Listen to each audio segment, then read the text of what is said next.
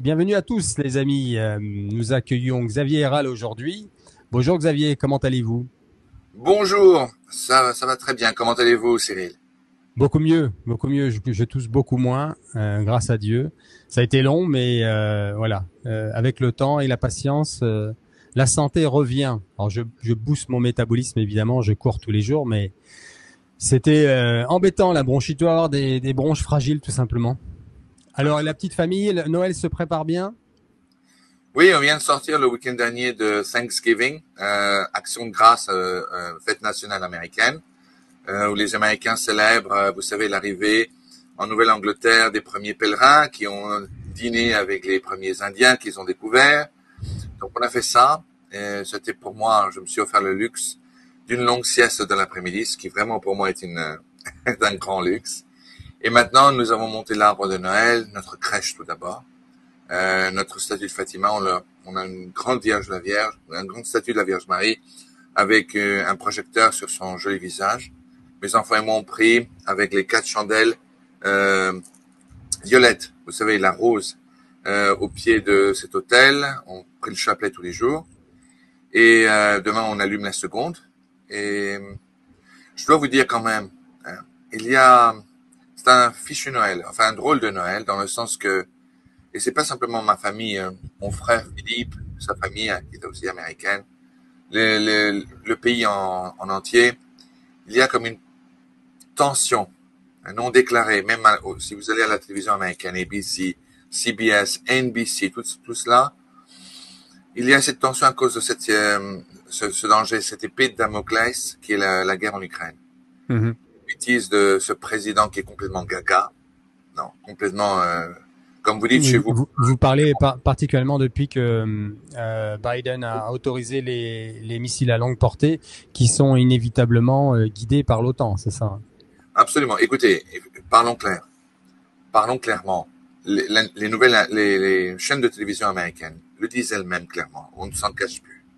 Ce n'est pas Biden qui a décidé de donner le feu vert à la livraison et il y a l'utilisation des missiles longue portée américains en Ukraine. Il n'a pas l'esprit, il ne sait même pas où est l'Ukraine si vous lui montrez une carte. C'est le gouvernement Shadow Government. C'est le gouvernement de ce qu'on appelle ici le gouvernement de l'ombre, Shadow Government. Même Deep Donald Trump, State, oui. mais pas Euh, trop fort. Exactement. Ce shadow government, c'est lui qui contrôle toutes les manettes derrière les scènes. Et Biden n'est rien de plus qu'une petite marionnette à qui on met devant un prompteur ou un téléviseur le texte qu'il doit répéter. Et quand on lui dit mettez une pause, il dit je vous dis mes chers compatriotes, pause, que effectivement, enfin vous vous rendez compte. Le type ne se rappelle probablement même plus de son propre prénom. He's gone. Il est complètement gaga, complètement paf, comme on dit chez nous en Normandie. Bon, cela étant, euh, la situation est grave parce qu'il semble que, pour 2 raisons particulières, le gouvernement américain, celui qui vraiment dirige les manettes, essaie de pousser la Russie à une confrontation ouverte et déclarée. Ils font tout ce Alors qu'ils peuvent. justement, Xavier, pardon de Je vous vous en couper. prie. Parce qu'on va développer tout ça, hein, c'est le but de cette émission particulière qu'on fait. Donc l'actualité au regard des prophéties. Donc on commence là à parler du conflit ukrainien et d'autres choses dont on va parler. Comme à l'habitude, on va faire une prière. Oui. On va commencer par une prière et puis, comme à l'habitude aussi, nous terminerons avec une prière qui sera menée par Xavier en latin. Ok, les amis. Et puis on va prendre aussi des nouvelles d'autres choses en préambule avant de rentrer dans le cœur du sujet juste après la prière. On y va? Oui. Au nom du Père, du Fils et du Saint-Esprit. Amen. Notre Père qui es aux cieux, que votre nom soit sanctifié, que votre règne arrive, que, que votre volonté soit faite sur la terre comme au ciel. Donnez-nous aujourd'hui notre pain de ce jour et pardonnez-nous nos offenses comme nous pardonnons aussi à ceux qui nous ont offensés. Et ne nous laissez pas succomber à la tentation, mais délivrez-nous du mal. Amen. Amen. Je vous salue Marie, pleine de grâce. Le Seigneur est avec vous. Vous êtes bénie entre toutes les femmes, et Jésus, le fruit de vos entrailles, crucifié pour nous rouvrir le ciel, est béni. Sainte Marie, Mère de Dieu et notre Mère, priez pour nous pauvres pécheurs, maintenant et à l'heure de notre mort. Amen. Gloire soit au Père, au Fils et au Saint-Esprit. Comme il était au commencement, maintenant et toujours et dans les siècles des siècles. Amen. Ô Marie conçue sans péché, Priez pour nous qui avons recours à vous. Saint Michel Archange, défendez-nous dans le combat, soyez notre secours contre la malice et les embûches du démon. Que Dieu exerce sur lui son empire, nous vous le demandons en suppliant. Et vous, princes de la milice céleste, repoussez en enfer par la force de Dieu, Satan et les autres esprits mauvais qui rôdent dans le monde en vue de perdre les âmes. Amen. Amen. Au nom du Père, du Fils et du Saint-Esprit. Amen. Amen. J'ai voulu faire plaisir à certaines personnes de l'audience en vous voyant le Notre Père et j'ai bugué. J'ai pas l'habitude de le faire comme ça. Ça m'apprendra.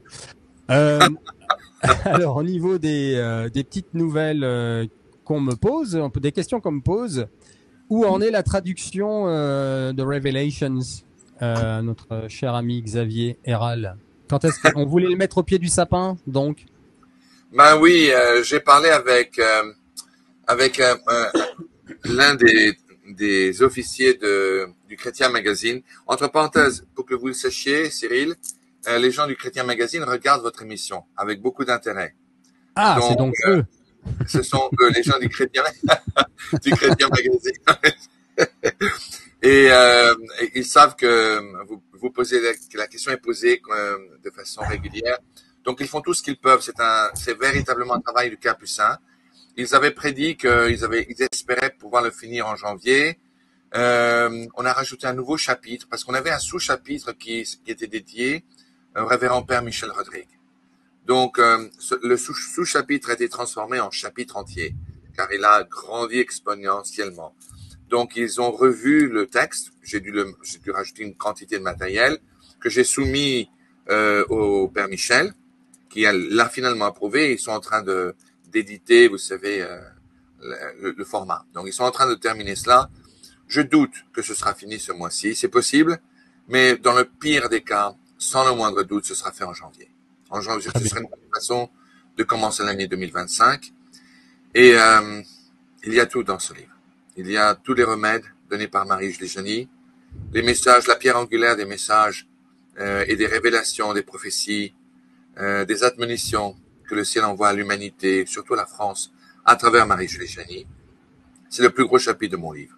Il y en a 10 ou 11, maintenant qu'il y a un nouveau chapitre. Et celui de Marie Légioni, si je ne me trompe, si ma mémoire est correcte, c'est le 3e. Donc voilà. Et c'est le plus important de tous. Le chapitre suivant est Fatima, où j'inclus en effet le véritable, ou plutôt devrais-je dire la seconde moitié du 3e secret de Fatima.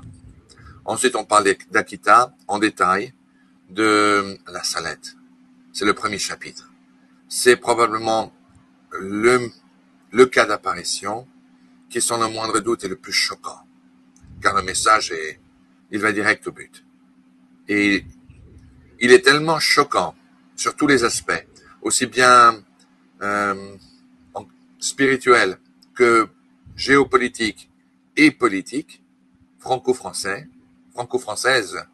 que le même l'archevêque de Grenoble de l'époque, bien que la Salette fût formellement reconnue par l'archevêché et par le dicastère de la doctrine de la foi en 1851, avait envoyé les secrets de la Salette dans une boîte en acier avec une petite ficelle et le tampon de l'archevêché en fin fond des profondeurs de la librairie du Saint-Siège afin que celle-ci se perde.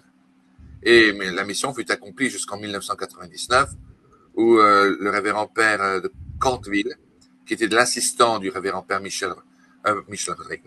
René Laurentin, l'avait découverte par la providence divine. C'est ainsi que le secret de la Salette a été finalement découvert et approuvé avec un imprimatur international donné par son éminence le cardinal Ratzinger, lorsqu'il était préfet de la congrégation de la doctrine de la foi. Donc, ce livre va sortir en janvier, tout y est, on parle de Garavandal aussi. Nous parlons également de Medjugorje. Je sais que tout le monde ne croit pas à Medjugorje, mais écoutez, ça n'a pas été condamné. Aucune des apparitions qui ont été mentionnées ou dont j'écris dans mon livre n'ont été condamnées. Et en accord, et c'est la toute première page qui apparaît dans mon livre, en accord à la loi du droit canon, toute personne a le droit de discuter et même d'écrire de toutes sortes d'apparitions aussi longtemps que ces dernières n'ont pas été condamnées. Alors, je suis dans mon droit et surtout, ayant travaillé avec l'abbé Laurentin pendant 8 ans de ma vie, j'ai appris que la pierre angulaire de ce qui détermine ce qui vient de Dieu ou ce qui ne vient pas de Dieu est le fait que les messages, si les messages effectivement invoquent et appellent les fidèles à adorer notre Seigneur Jésus-Christ dans le Saint-Sacrement de l'autel, la Sainte Eucharistie, à l'adorer et à le recevoir. Après, bonne confession et en état de grâce. Voilà. Amen. Un peu long. Merci pour ce rappel. Pardon? Oui. Un peu longue ma réponse, mais enfin. Non, c'est très bien. Mais on est là pour t'écouter, mon cher Xavier. Alors, nous allons parler. On va laisser faire un peu l'émission, mais on va essayer de parler du retour du communisme. On va parler du document final sur le synode de la synodalité. Ça, c'est vraiment un gros pavé, puisque ça a un impact sur le monde qu'on ne s'en rend pas encore assez compte, mais on va voir ce qui va se passer avec ça. On va parler du postulat de Poutine avec Trump au pouvoir et ce qu'on est en droit d'attendre en Europe au regard donc des prophéties, notamment et particulièrement Marie-Julie Jahenny et Alois Hollmeyer. On va parler un petit peu aussi d'une rencontre que Gabriel amorce, l'ancien responsable l'exorciste responsable du Vatican jusqu'en 2016, je crois qu'il l'a été. En tout cas, il l'a été pendant plus de 30 ans et il avait rencontré le Padre Pio. C'était un bon ami du Padre Pio et il lui a révélé le 3e secret de Fatima aussi. Et on va parler un peu de ça aujourd'hui. Tu parlais de la Salette là et le message le plus important de la Salette d'Émilie. C'est Émilie, hein, c'est ça la Salette? Non, c'est Mélanie Calva et Maximin Giraud. Ouais, c'est ça. L'apparition a lieu le 19 septembre 1846. Oui. Et elle parle de l'Antichrist qui va s'asseoir au Vatican, c'est ça, avec un faux prophète qui le met au pouvoir. Tu peux nous rappeler brièvement ce qui est dit là? Oui, c'est très grave ce message. C'est le plus grave. C'est celui qui parle avec un franc-parler, le plus franc-parler de tous les autres lieux d'apparition. Je crois que j'ai écrit dans mon livre. Il faut que je fasse attention. Effectivement, la Vierge Marie, Notre-Dame de la Salette, est apparue simplement une seule fois à la Salette. Une seule apparition. Et là, ça j'ignorais. Une seule fois et elle a dit beaucoup de choses en une seule fois? Absolument, c'était une seule apparition. Et lors de cette apparition, elle s'est adressée aux deux enfants. C'était des petits bergers de vaches dans les Alpes italiennes, non? Et effectivement, les deux pouvaient entendre un message général qui était adressé pour les gens de l'époque, contemporains et locaux. Puis, à un moment donné, la Vierge Marie s'est adressée à Mélanie Calva, sans que le petit Maximin ne pouvait entendre. Il voyait les lèvres de la Vierge Marie bouger, mais c'était simplement Mélanie qui pouvait entendre son message. Puis, c'était au tour de Maximin de recevoir son message et sa mission. Les deux enfants ont reçu un message qui devait être publié et une mission chacun individuellement. La mission de Mélanie Calva était entre autres de dévoiler donc de s'ouvrir et de révéler le secret de la Salette en partie à l'archevêque de Grenoble et à l'église en général, de même pour Maximin Giraud, mais il lui fut donné pour instruction de révéler plusieurs années après l'approbation du lieu d'apparition par la Vierge Marie, un complément d'information sur ce secret. Concernant l'Antéchrist que tu viens de mentionner, la Vierge Marie, effectivement, a donné un grand nombre de détails concernant ce qui va se passer à Rome et la venue de l'Antéchrist. À Rome, la Vierge Marie a annoncé la foi cessera d'exister. Rome succombera, tombera à ses genoux et perdra la foi. Le jour viendra où de fausses doctrines en sortiront et où un antéchrist, cela fut la révélation qui lui fut faite et qui lui fut ordonné de révéler plusieurs années après l'approbation du cas d'apparition, il y aurait un antichrist qui viendrait, qui s'assera temporairement sur le siège de Saint-Pierre.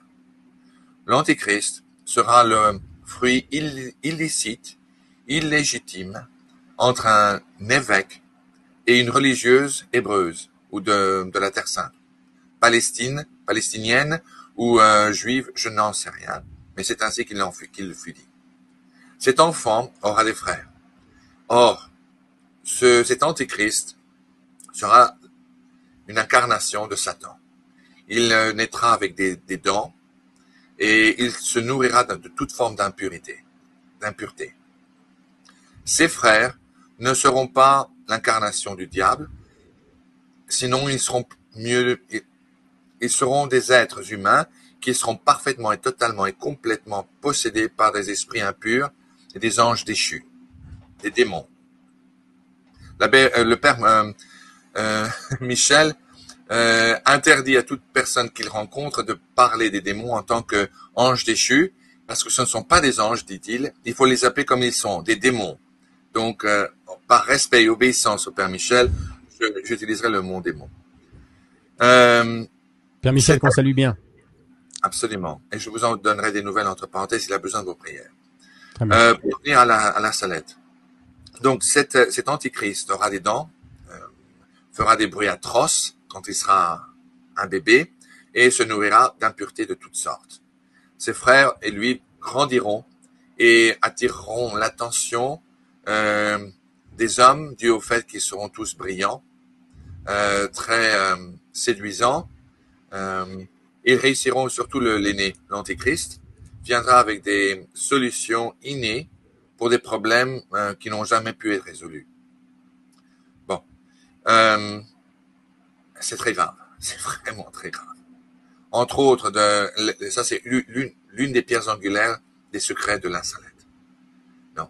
L'autre grand secret de la Salette, en addition du fait que la Vierge avait annoncé des guerres universelles, ce qui se traduit en des guerres mondiales, il y en aurait une dernière, une troisième guerre mondiale qui verrait la destruction totale et complète de Paris et Marseille qui succombera, qui tombera dans les profondeurs de la Méditerranée.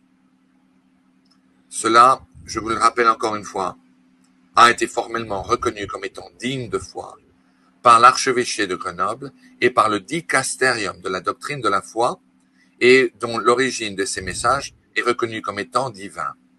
C'est le statut le plus élevé que l'Église catholique ne puisse donner à un supposé lieu d'apparition. C'est le même qui fut donné à Lourdes, le même qui fut donné à Fatima et à Bagneux, Borin, Akita, etc., etc., etc. Bon. Donc, ce n'est pas sujet à interprétation. Ce qui est sujet à interprétation, effectivement, est le fait que, et je reviens à la seconde partie du grand secret de la Salette dans un moment. Mais dans le premier secret, il fut demandé, entre autres, à Mélanie Calvat, de révéler cette information sur l'Antichrist de nombreuses années après l'approbation du lieu d'apparition. Alors, il y a des gens qui disent, ah ben oui, mais enfin, ça a été révélé après, la belle affaire. J'aimerais bien me diriger auprès de ces détracteurs et leur demander, osez-vous accuser Mélanie Calvat de mensonge? Parce que c'est ce qu'ils font. Vous savez, entre la parole de Mélanie Calvat et de ces grenouilles de bénitier, vous m'excuserez, j'irai toujours du côté de Mélanie Calvat, car je sais, il faut comprendre la situation clairement. Non, les voyants sont libres de choisir comme nous autres entre le bien et le mal. Mais il faut savoir que quand Dieu envoie un messager, c'est-à-dire Mélanie Calvat dans ce cas-là, il sait d'avance ce qui va se passer. Il connaît l'avenir. Donc il savait pertinemment bien ce qui allait avoir lieu. Et Mélanie Calvat avait reçu pour mission de faire cela comme elle l'avait fait. Tout aussi bien que Maximin Giraud avait reçu la mission, de nombreuses années après l'approbation de La Salette, d'aller rencontrer le fameux comte de Chambord, qui à l'époque vivait en exil au château de Falstaff, en Autriche.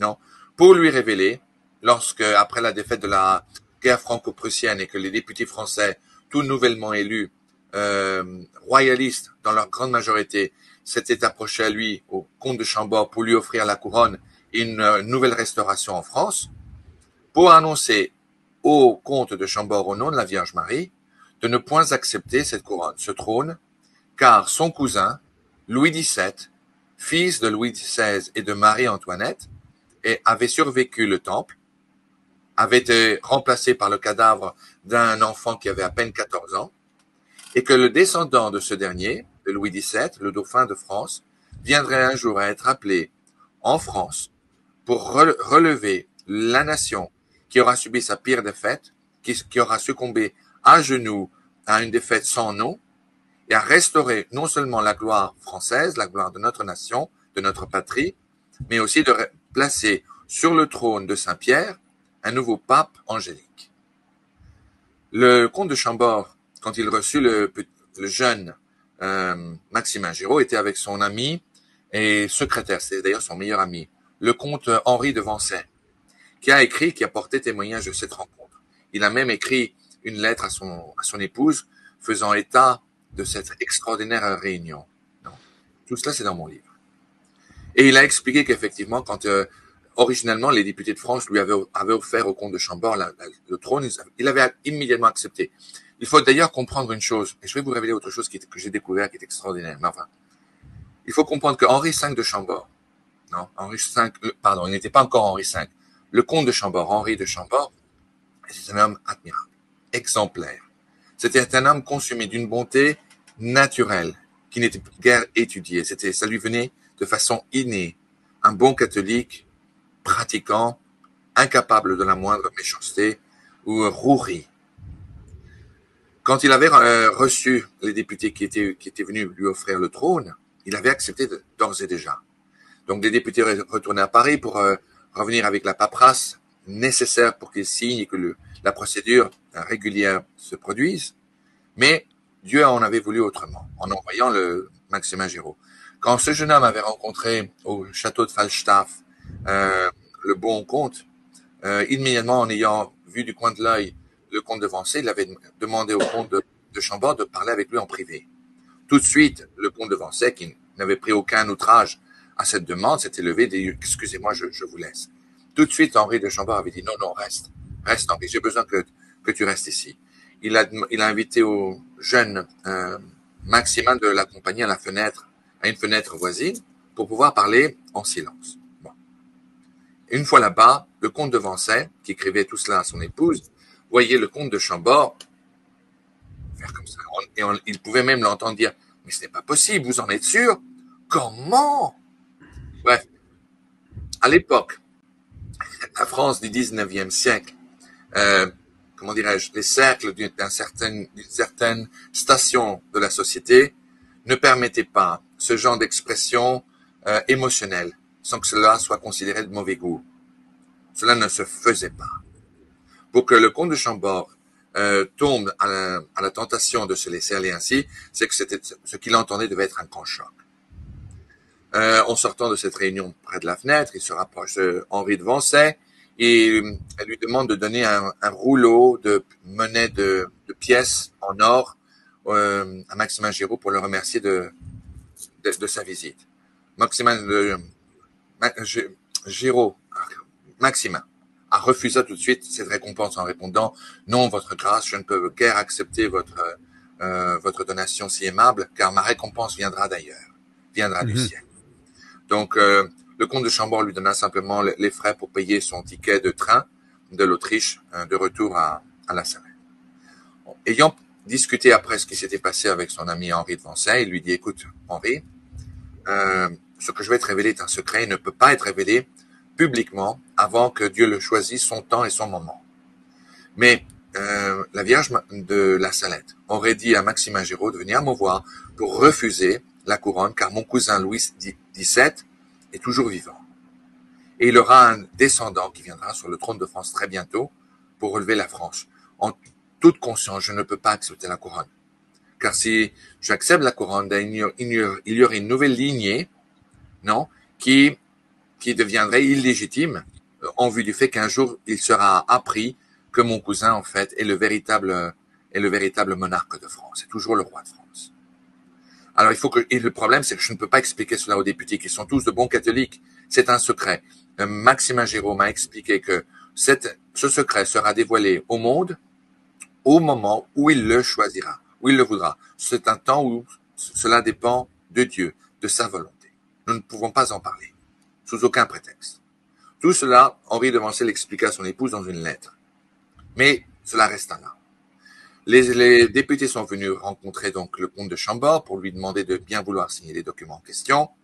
Il refusa. Il est arrivé avec un parfait prétexte que nous connaissons tous. Nous les avons tous lus dans nos livres d'histoire. Messieurs, j'accepte à condition que vous acceptiez la restauration de la bannière de mon aïeul, Louis XIV, qui est la bannière bleu-azur avec les fleurs de lys dorées. Mais votre grâce, comment pouvez-vous demander une chose pareille? Si nous venions même à proposer la chose au Parlement, on nous lyncherait. On ne peut pas faire cela sans courir le risque d'une nouvelle révolution. Cela ne sera jamais accepté. Le tricolore est le drapeau de notre France. Le comte de Chambord refusa. En rentrant à Paris, tous ces députés, lorsqu'ils furent interviewés par toutes sortes de journalistes, répondèrent « Le comte de Chambord a refusé la couronne de France pour un simple mouchoir. » Voici l'histoire officielle. Maintenant, vous connaissez aussi bien que moi la véritable raison de son refus de la couronne et l'un des grands secrets de la Salette. Très intéressant. Merci Xavier. Merci d'avoir partagé cela avec nous. Ok, rebondir là-dessus. On va parler donc du document du document final de la synodalité, du synode sur la synodalité. Alors j'ai fait une petite vidéo là-dessus que vous trouverez. Je vais la mettre sous cette vidéo-là dans la description. Ça se déroule très vite. Donc ce que vous faites, vous cliquez sur la vidéo. Regarde, je vous montre, ça défile vite. Hop. Where is that? Here. Ah, il va y avoir de la pub, évidemment. Attends, non, mais c'est... Sorry about that. That's not what I wanted to do. Here we go. Hop. Vous cliquez sur la vidéo comme ça. Est-ce que le son passait de ton côté, Xavier, là? T'as entendu tout ça? J'entendais un petit peu, et puis okay. Comme tu allais tellement vite, ça a été interrompu. Ok, très bien. En fait, donc voilà, je vous ai mis ça, là va défiler tout le document final. Il fait, je sais plus combien, il fait 30 pages, je crois. Donc il est assez long. Vous cliquez sur la vidéo, donc ça va se défiler aussi vite que ça. Mais vous cliquez tout simplement sur la vidéo et vous lisez au fur et à mesure et vous aurez tout le document. Sinon, il y a un PDF qui est disponible sur Internet, évidemment, si vous voulez aller le chercher. Donc ce document final a été approuvé de facto par le pape sans faire plus de commentaires dessus, et il l'inclut, c'est sa parole, hein, je parle sous l'autorité de Xavier qui connaît ça aussi mieux que moi probablement d'ailleurs. Il a inclus de facto ce document final au magistère de l'Église, hein, c'est bien ça. C'est-à-dire que ce qui est écrit là peut entrer en action dans tous les évêchés du monde. Absolument, c'est exactement comme ça. Alors, avant de donner la parole à Xavier à ce sujet-là, donc je vous invite à aller le lire vous-même si vous voulez. Alors, c'est un peu laborieux à lire, évidemment, mais vous pouvez trouver aussi des résumés ici et là. Je vais vous lire une synthèse qui m'a été envoyée par un ancien séminariste qui est endetté aujourd'hui. Je demande à ce qu'on prie pour lui puisqu'il n'a pas pu devenir prêtre. Toujours pas. C'est encore possible si Dieu le veut. Il faut prier pour lui. Mais il n'a reçu que des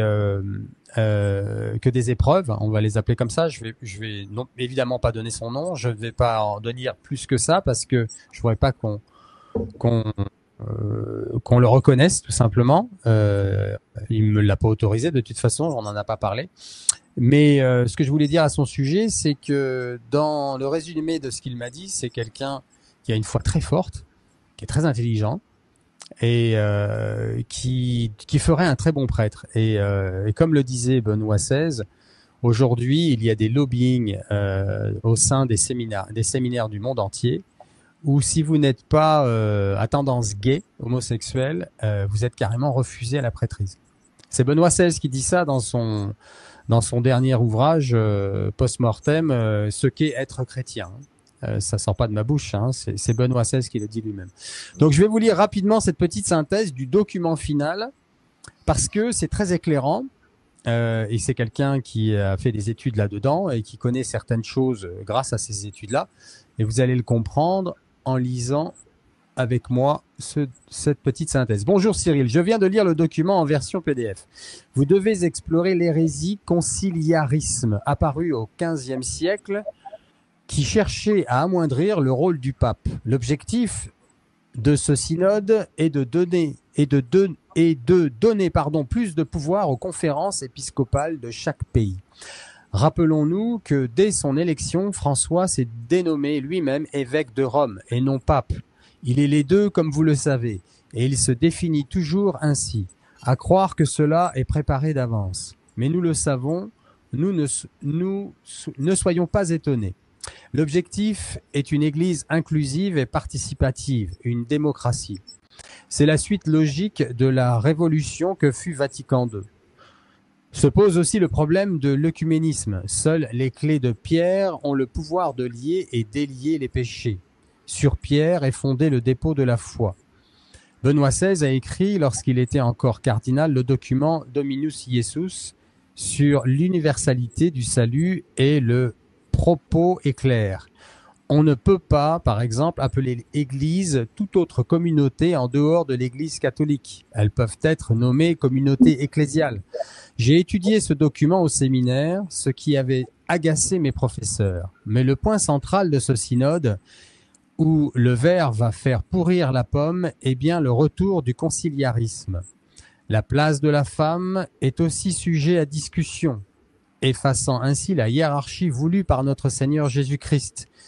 Comme le dit saint Paul dans son épître, sur la place des femmes dans les assemblées et toujours chez saint Paul le long texte sur les différents membres d'un corps, n'en formant qu'un, tous nécessaires mais à leur place respective pour le bon fonctionnement du corps. Je fais une petite parenthèse, certaines personnes vous diront que des femmes ont déjà été diacres dans le passé, en effet, mais ce qu'on ne vous dit pas, c'est que cela avait été mis en place surtout pour protéger les femmes qui, en ce temps-là, les baptêmes étaient faits en immersion complète et par intimité. Pour protéger leur intimité, on avait donc des diaconesses en ce temps-là qui s'occupaient de ce baptême avec ces femmes pour protéger leur intimité. Voilà, c'était la base. Et bien sûr, il y a d'autres choses qui ont été faites avec ces diaconesses, mais il faut comprendre il faut reprendre les choses dans leur contexte. Donc, je ferme la parenthèse.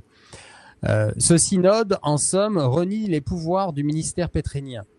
Le plus grand des péchés est l'orgueil, et Saint Michel crie dans le ciel « Quis est Deus » qui est comme Dieu. L'autorité suprême, pape, certains évêques et cardinaux, prêtres, dérogent à ce qu'a voulu notre Seigneur Jésus-Christ pour mener son Église. La hiérarchie de l'Église est l'image de la hiérarchie céleste. Je trouve ça très beau ce qu'il dit, parce qu'on dit souvent, j'en parle beaucoup dans mes vidéos, que Dieu est un Dieu d'ordre. On dit bien, on rentre dans les ordres. Y déroger créera un chaos total jusqu'à ce que la messe soit atteinte en son cœur même, qui est la consécration. Toutefois, nous devons rester debout, mais à genoux devant Dieu, tenir les trois blancheurs de Don Bosco, et si nous peinons à prier pour François, peut-être, alors prions pour le ministère pétrinien, afin qu'il soit préservé dans sa substance, car notre Maître et Seigneur nous a promis que l'Église ne s'effondrera jamais. Amitié. Voilà, c'est le petit résumé de cet homme que je trouve très éclairant. Je vous laisse rebondir, Xavier. C'est effectivement un exposé brillant et qui reflète en parfait la vérité. Effectivement, ici, littéralement, vous pourriez dire que François, le pape François est en train de déposer les armes à terre. Il donne une immense partie de son autorité pontificale au collège épiscopal de différentes, même pas au collège épiscopal, aux évêques du monde entier d'en faire à leur guise. Et cela est extraordinairement dangereux, car cela mènerait à des, comment dirais-je, à des magistères parallèles et même perpendiculaires, je dirais, à ceux de Rome, qui ont pour mission de défendre, entre autres, le dogme de la foi. Donc, c'est très, très grave. Mais cela, vous savez, nous ne devons pas nous en surprendre. Cela fut très ouvertement annoncé par Marie-Julie Jahini, où elle annonça que le jour viendra où de nombreux évêques du monde entier, d'ailleurs, il y en a archevêchés, c'est très curieux d'ailleurs, je n'ai jamais compris pourquoi cela s'est passé ainsi, mais je soupçonne que c'était le marquis de la Franquerie, qui était à l'époque le biographe personnel choisi par Dieu, à travers Marie-Julie Jahini, d'écrire la majeure partie des rapports et des messages de première importance. Or, il y a un archevêché qui avait été nommé par nom, à travers Marie-Julie Jahini, comme étant celui qui commencerait un effet domino concernant une nouvelle politique qui se détacherait littéralement de l'autorité pontificale de Rome. Le nom de cet archevêché a été rayé. On ne pouvait pas lire à travers les rayures. Et c'est vraiment très curieux. Mais effectivement, le jour viendra, d'après Marie-Julie Jahini, que cela se passera. Les évêques écriront et produiront un document au Saint-Père, au pape François, pour lui demander de bien vouloir l'approuver. Ce serait un document qui donnerait une totale et complète indépendance politique aux évêques d'agir à leur guise, y compris pour protéger leur propre peau. Le pape refusera, il essaiera de réunifier et de réparer les pots cassés, comme on dit chez nous, en essayant de ramener tout le monde au giron paternel, c'est-à-dire sous l'autorité pontificale. Il ne réussira pas. Ce sera le chaos, la division, la confusion la plus totale et complète. Ce ne sera pas une explosion, sinon une implosion à l'intérieur de l'Église catholique. Cela a été annoncé ainsi par Marie-Julie Jahini. C'est ce que ce synode de synodalité a en effet créé. Et en effet, le commentaire de ce jeune séminariste est absolument exact. Ils ont essayé de transformer l'Église catholique en une forme de démocratie. La dernière fois que j'ai vérifié, l'Église catholique n'a jamais, au grand jamais, été une démocratie. C'est une monarchie, avec Dieu le Père, le Fils et le Saint-Esprit comme étant notre grand roi. La Vierge Marie est notre reine. Le pape, les cardinaux et les évêques et archevêques, nos princes de l'Église. Ce n'est pas une démocratie apte à changer sur la base des modes de l'époque choisis et élus par le peuple de Dieu. C'est au peuple de Dieu de s'adapter aux dictats, aux enseignements, aux enseignements du ciel à travers les enseignements des saints évangiles donnés par notre Seigneur Jésus-Christ. Je suis en complète et totale admiration de ce jeune séminariste. Je ne sais pas s'il nous entend aujourd'hui, je prierai pour lui aussi et je lui recommanderai de maintenir sa foi ferme et d'insister. Le jour viendra, je crois, où il deviendra un prêtre et un bon prêtre. Amen. D'ailleurs, merci Xavier. Et je lance un appel à tous les évêques qui pourraient regarder cette émission. Si vous cherchez un bon prêtre, eh bien, je vous donnerai ses coordonnées. Voilà. N'hésitez pas à entrer en contact avec moi. C'est quelqu'un qui s'est endetté à faire des études supérieures et pour devenir prêtre, il a fait ses années. Enfin, je veux pas dire de bêtises parce qu'il faudrait que je relise tout ce qu'il m'a dit, mais il est plus très loin d'une ordination. Je veux dire, il manque pas grand chose, quoi. Il a fait vraiment tout ce qu'il fallait. Mais il a été beaucoup attaqué et voire refoulé même ici et là. Voilà. Donc on va bien prier pour lui. Ok, la suite, ça va être au sujet de ce synode. Bah oui, donc on vient de le dire. En effet, là, il y a la destruction du rôle de Saint-Pierre avec le pape actuel. Personne ne peut le nier. En effet, et pour finir là-dessus, je rebondirai sur ce que vient de dire Xavier. J'ai mis une émission cette semaine en ligne qui n'a pas généré beaucoup de trafic. C'est bien dommage. Non pas pour moi, mais pour ce qu'elle apporte au peuple de Dieu. C'est sur le catéchisme de l'Église catholique. C'est qu'est-ce qu'être catholique. Je vais vous remettre le lien, les amis. Je vous invite à bien regarder cette émission parce qu'elle aide à comprendre. Moi, ça m'a énormément aidé à bien comprendre ce qu'est l'Église catholique, ce qu'est le catéchisme de l'Église catholique. Et en effet, c'est un ordre établi, c'est un cadeau avant tout, hein, du ciel. L'Église est un cadeau du Seigneur. Et pour rebondir sur ce que disait Xavier, une démocratie, ça serait nous qui dirait à Dieu ce qu'il doit être. Alors que c'est l'inverse, on doit recevoir ce qu'il nous donne humblement et chercher à mourir à ce monde et à grandir dans l'Esprit Saint, comme disait Saint Jean-Baptiste, et je finirai vraiment là-dessus. Je dois disparaître et lui doit grandir. C'est pas les paroles, mais vous m'avez compris. Hein, rapetissir, on dit. Oui, rapetissir, non, c'est pas ça non plus. Oui, voilà. Et ensuite, moi, je dois me faire tout petit et lui, il doit grandir. Voilà. Mais vous aurez tous compris. Ensuite, alors, je voudrais qu'on parle du communisme parce que on n'en parle pas assez dans les révélations. Figurez-vous que il y a bien sûr eu des échanges avec. On t'apporte ton café? Oui, non, pardon, je t'écoute attentivement. Il n'y a pas de problème. Je vous écoute. Non, parce qu'on a l'habitude Ah, tu l'avais déjà, d'accord. On a l'habitude de te voir recevoir un bon café.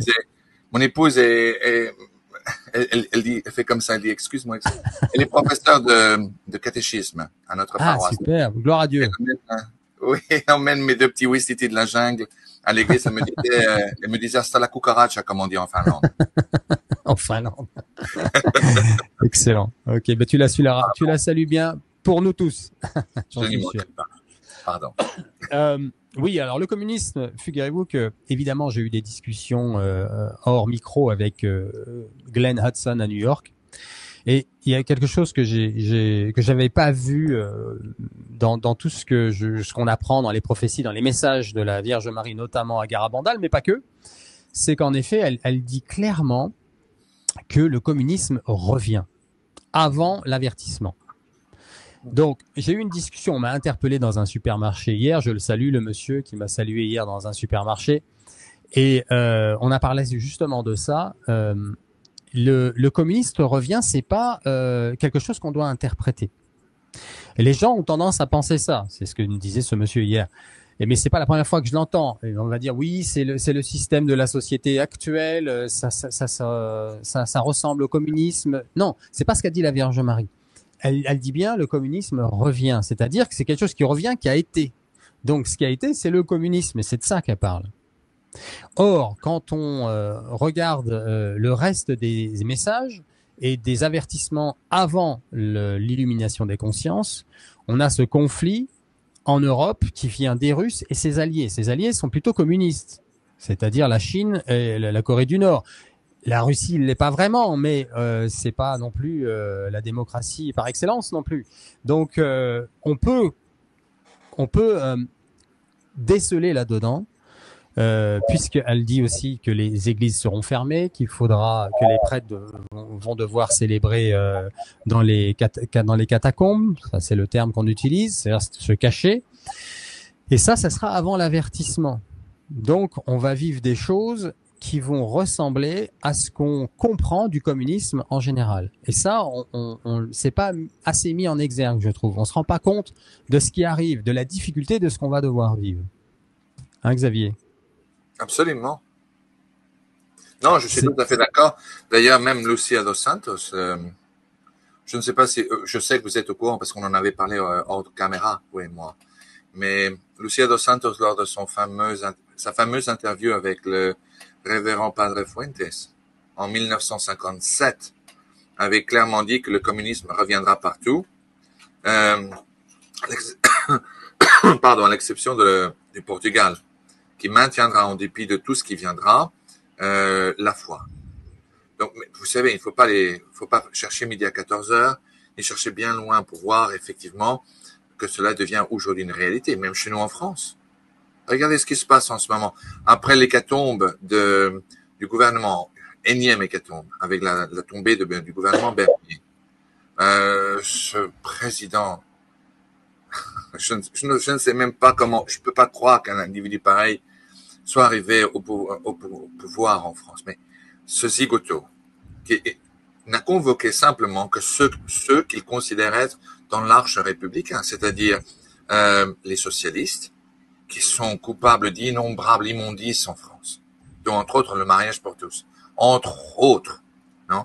Mais également les républicains, les centristes, etc. Tous, sauf le parti du Rassemblement national et effectivement de NUPES, des autres extrêmes gauches, non? Les gens de la France insoumise et autres, non? Tous ces gens et tous ces poètes. Bon, mais écoutez, ça démontre clairement que ou bien c'est la loi du plus fort qui est toujours la meilleure, vous êtes avec moi ou vous êtes contre moi. Donc, c'est-à-dire, si vous osez ne pas être d'accord avec une certaine politique qui est plutôt qui devient de plus en plus comme une Union soviétique, qui est en fait l'essence même et profonde du communisme, eh bien, vous êtes considérés comme des pestiférés.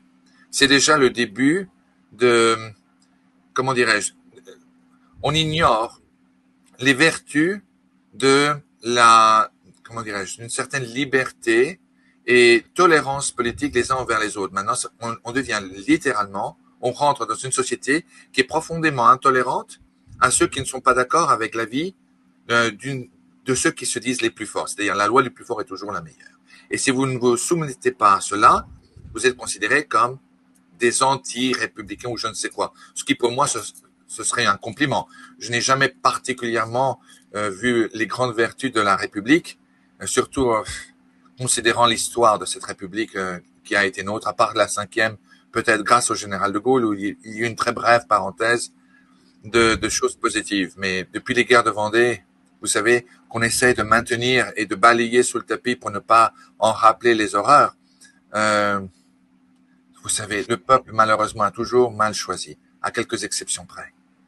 Je préfère, et surtout j'attends, comme d'innombrables Français, la venue de l'homme de providence, l'homme choisi par Dieu pour mener le pays sur le bon chemin à nouveau. Car aujourd'hui, notre pays n'est simplement qu'une collection de médiocrité, à quelques exceptions près, mais malheureusement ces exceptions sont l'immense minorité.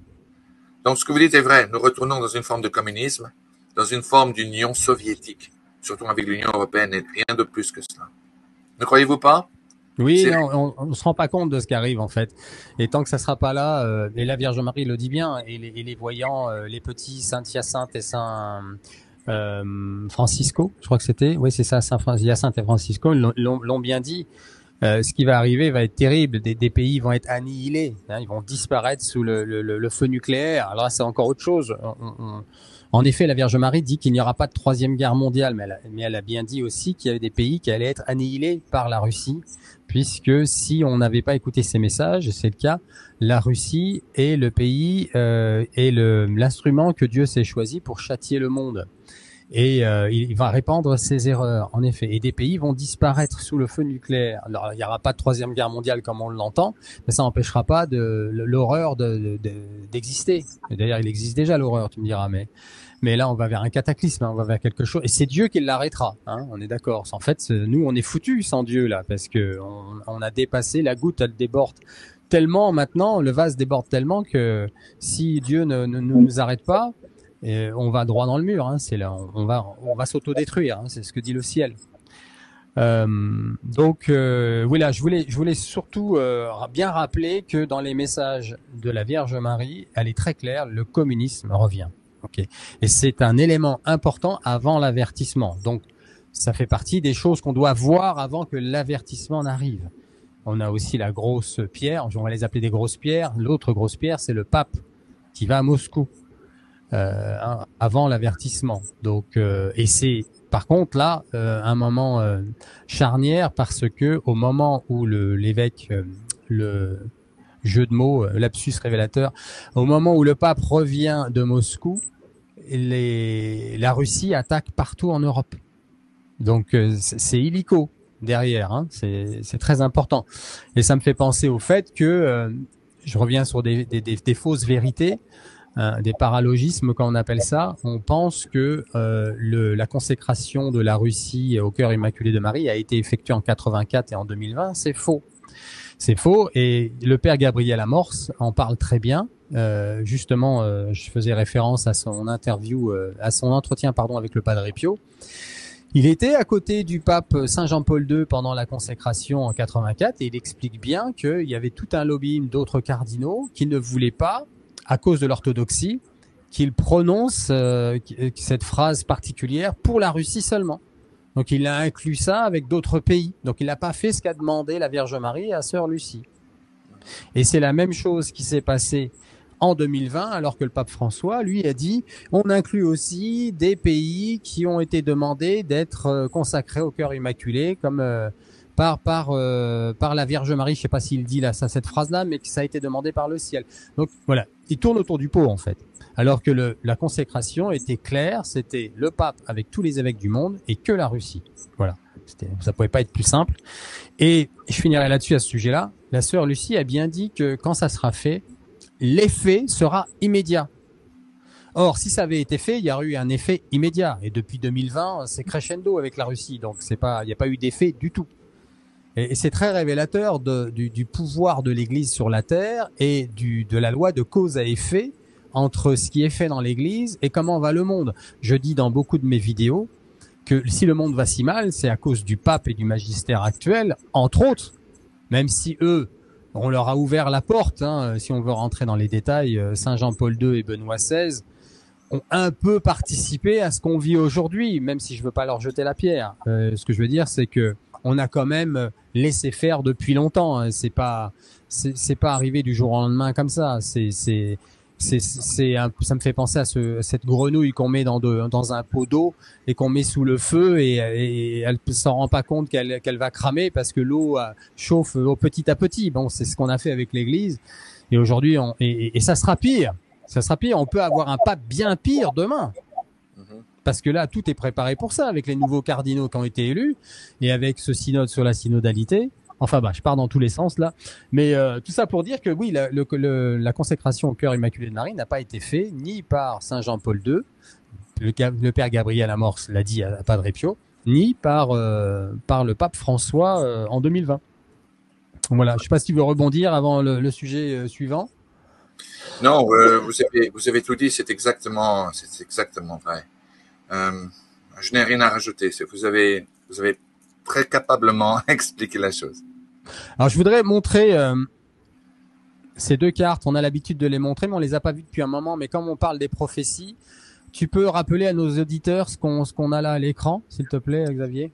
Absolument. Cette carte apparaît également dans mon livre. C'est une carte qui a été apportée à travers les amis, à travers la famille de Marie Julie et à travers la famille du marquis de la Franquerie. Ce que vous voyez, c'est une carte de l'invasion, la future invasion de France, décrite par Marie Julie au général Végan. Cette carte a été dessinée dans les années 50. Cette carte fut dessinée par le général Végan, mais elle est incomplète. Dans mon livre, je donne plus d'amples explications sur la carte d'invasion. Et si on pouvait revenir, il y a des choses qui sont très intéressantes. Par exemple, des choses qui sont absolument vraies. Les zones en rouge, un rougeâtre, ce sont des zones qui ont été annoncées à travers Marie-Eugénie comme ayant été, ou plutôt, comme des zones qui seront au futur dévastées par la guerre et l'invasion. Vous voyez, Paris est vraiment dans un pourpre profond. Paris sera, en accord aux révélations données à Marie-Julie pulvérisé par deux bombes qui seront tirées en plein milieu de la nuit. L'une qui proviendra de la banlieue d'Orléans lorsque les Russes se retireront, et l'autre plus à l'est je ne me rappelle plus, mais vous le voyez en bas, vous le voyez à côté de Paris avec les petits traits. C'est pas 3 par là, on ne descend pas vers 3 là, 3 ou 5 si vous voyez à l'est, sud-est de Paris, vous voyez une zone, c'est là d'où viendra le second missile nucléaire qui pulvérisera Paris. Ce seront deux bombes et le bombardement aura lieu en plein milieu d'une nuit et ce sera au moment où les Russes se retireront au fur et à mesure qu'Henri V de la Croix approche la capitale. Non. Donc, vous voyez qu'il y a d'autres villes qui ont été oblitérées. Entre autres, vous verrez Marseille, qui cessera d'exister, qui sera inondée par la mer Méditerranée. Et les trois flèches qui proviennent de Suisse, effectivement, c'est du fer de lance de la campagne d'invasion russe. Mais ce n'est que l'un des trois fers de lance que les Russes lanceront contre contre la France. Ce qui m'étonne beaucoup pourquoi cette carte n'a pas été mieux faite, mieux dessinée. Non, l'attaque principale ne proviendra pas de Suisse. L'attaque principale traversera l'Alsace et la Lorraine. Il y aura pour objectif Orléans, qui sera capturé en 2 temps 3 mouvements.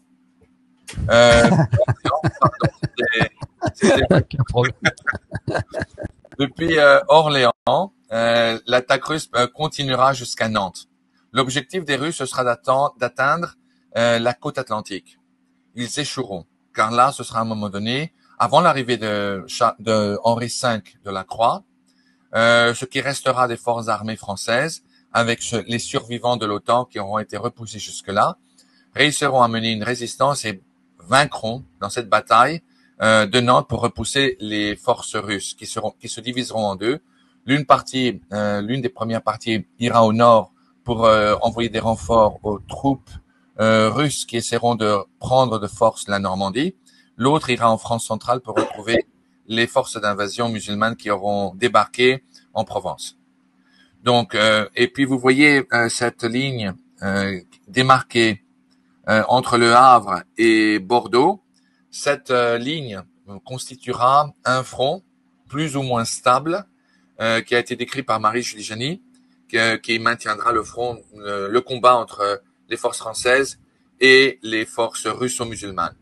Cette carte que vous voyez, par contre, a été dessinée par le révérend Père Pell. Aussi, elle apparaît dans mon livre également. Le Père Pell a une ligne de démarcation qui est un petit peu différente de celle de Marie-Julie Janis, qui démontre effectivement une ligne entre Lille et Bordeaux. Toujours Bordeaux. Toujours Bordeaux. En accord au révérend Père Pell, que, entre autres, entre parenthèses, le Saint Padre Pio appelait un saint de France, non?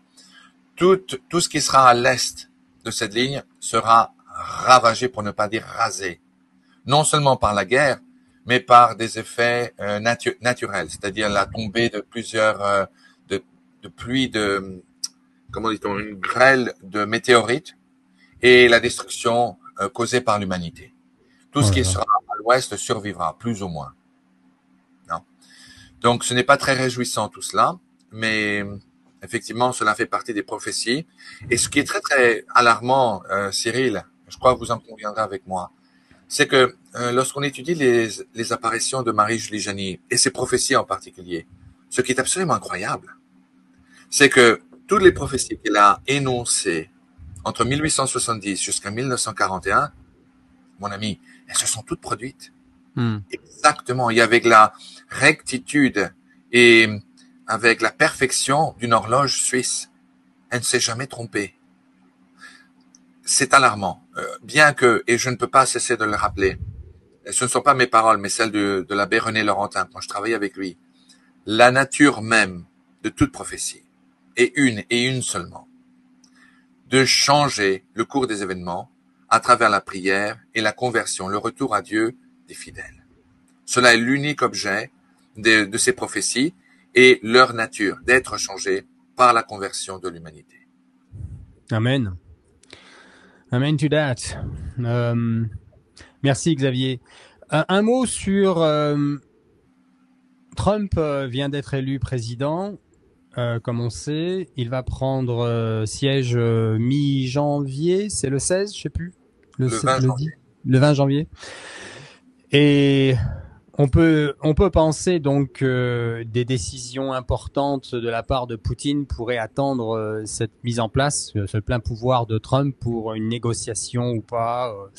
Qu'est-ce que, au regard des prophéties, on peut attendre du comportement de Trump face à l'Europe et donc la France? Bon, eh bien, je vais vous révéler d'abord la première prophétie encore de Marie-Julie Janis, puis je vous en donnerai d'autres, de Hilsmeyer et du révérend Père Michel. Hilsmeyer, oui. Oui. Je vous révélerai aussi celle du révérend Père Oliveira de Brésil, qui est, entre parenthèses, est très fameux internationalement, surtout ici aux États-Unis, et qui est reconnu le Père Michel comme étant un véritable messager de Dieu. De même pour Luz de Maria, de Boniveilla, non?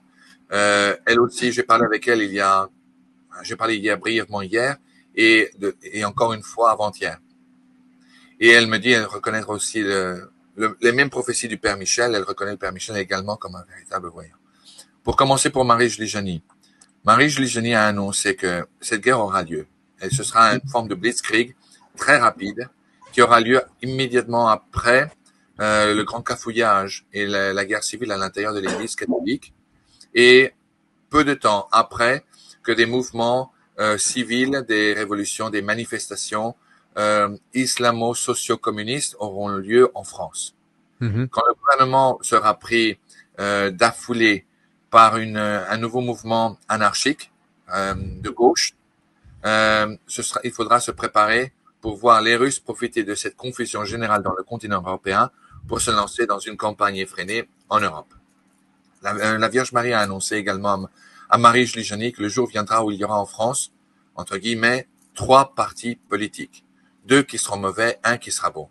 Et l'un des mauvais consistera à une alliance politique entre les socio-communistes et écologistes avec un mouvement pro-islamiste. Bon sang de bonsoir. La NUPES. Voilà. Sauf si je ne me trompe, c'est une description parfaite de la NUPES. Bon, d'après elle, la NUPES viendra à en prendre les armes au poing et à prendre le pouvoir par force, à la force. Jusqu'au point même, non seulement de prendre le peuple en otage, mais il arrivera aux manettes du pouvoir gouvernemental. Il viendra même à prendre l'assaut et à s'attaquer dans une campagne effrénée contre le catholicisme, à prendre de fait la basilique du Sacré-Cœur, qui, comme vous le savez, réside sur la plus haute colline de Paris, n'est-ce pas? Et il transformera la basilique du Sacré-Cœur en une forme de parlement qui surplombera la capitale tout entière. À ce moment-là, les Russes commenceront leur campagne, et ce sera une campagne blitzkrieg type, vous savez, type blitzkrieg 1940, où la Slovaquie, la République tchèque, la Pologne, l'Allemagne, le Danemark, la Belgique, la Hollande, le Luxembourg, une partie de la Hongrie, partie de l'Autriche, le nord de l'Italie et la Suisse seront conquises rapidement par les Russes, pendant que un consortium de forces musulmanes débarqueront en Sicile, en Sardaigne, en Corse, en sud de l'Italie, en France, Costa del Sol et en Andalousie, en Espagne. À ce moment-là, Marie-Julie Janis a été très claire. Les alliés de la France ne viendront pas à son aide. Cela veut dire les Américains. C'est de cela dont elle parlait. Les Américains ne viendront pas à l'aide de la France. La seule aide qui viendra à la France ne viendra que du ciel et à travers la venue, comment dirais-je, divine et miséricordieuse de Dieu en faisant venir le dauphin de France, Henri V de la Croix, qui sera appelé par une âme privilégiée qui viendra de la région de Touraine, Bretagne, Touraine, Vendée, qui sera appelé à quitter le pays pour chercher le roi de France et le faire venir en France pour libérer la nation de façon miraculeuse, avec une force de loin inférieure à celle de la coalition islamo-russe. Il réussira à les repousser tous à un grand prix. Il se lancera avec l'assistance d'un roi d'Espagne qui aura repoussé tous les musulmans hors d'Espagne pour une campagne de libération en Italie qui durera 3 ans jusqu'à la libération de Rome, où il instaurera un pape angélique sur le trône de Saint-Pierre. Ce sera là la fin, avant le saut de la fin des châtiments qui aura lieu avec la dernière purification du ciel sur le monde, qui sera les 3 jours de noirceur, comme disent les Québécois, ou les 3 jours d'obscurité, comme on dit chez nous en France. Voilà. Alors ça, c'est Marie-Julie Janis. Que disent le père Oliveira, le père Michel et Luz de Maria? Luz de Maria qui, entre autres, a reçu son imprimatur de son évêque local. Hein? Et donc, on met les messages dès qu'ils sortent sur la chaîne, sur notre chaîne ici. Et elle est en Argentine, hein, on le rappelle. Oui, j'ai parlé avec elle 2 fois cette semaine. Très brave dame, c'est une dame âgée maintenant, mais qui continue à recevoir ces messages. Alors, Luz de Maria, père Michel, père Oliveira, disent qu'effectivement la guerre aura lieu et que celle-ci commencera après que 2 événements aient lieu. Le premier événement, ce sera quand l'Église catholique déclarera une nouvelle liturgie de la consécration de la Sainte Eucharistie. Ce sera inadmissible et intolérable aux yeux et aux oreilles de Dieu. Et ce sera aussi au moment où il y aura, peu de temps après, l'assassinat d'une personne politique lors d'une conférence de paix en Europe, qui mènera une nation a déclaré officiellement la guerre à une autre. Je sais quelle nation, mais je n'ai pas le droit de le dire. Pas encore, en tout cas. Ce que je peux vous dire, c'est que cela est permis de dire, c'est que la France sera une des nations instigatrices à cette troisième guerre mondiale, qui deviendra officielle. Voilà. Cela a été confirmé par les 3 personnes en question dont je viens de vous mentionner. Le père Oliveira, qui habite au Brésil, qui ne parle que le portugais. Madame Luz de Maria, qui ne parle que l'espagnol, qui habite en Argentine.